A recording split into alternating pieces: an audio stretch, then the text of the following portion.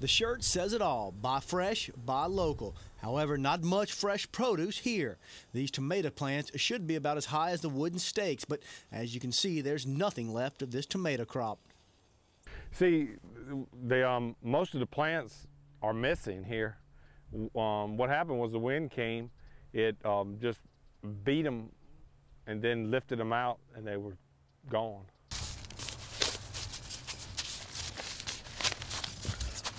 Meanwhile, Morrow's workers are planting his 100,000 or so strawberry plants. These plants had just arrived from Canada, and Morrow says the cooler temperature and lower humidity should go a long way in ensuring lots of fruit come spring. I think we're going to have a good catch. Should have plenty of berries, looking hopefully for a market. High winds from Hurricane Katrina wreaked havoc on Morrow's tomato shed and cooler. And before he and his workers could even get into the fields to assess damage, they had to spend the first few days after the storm picking up trees and branches around his Ponchatoula farm. And that wasn't the worst of it.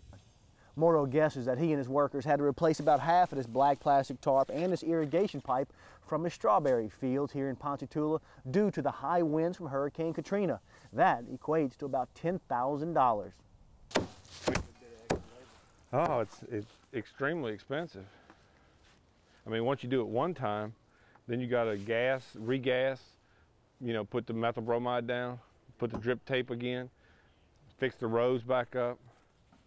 I mean, once is enough expense, but to do it twice, it's pretty tough.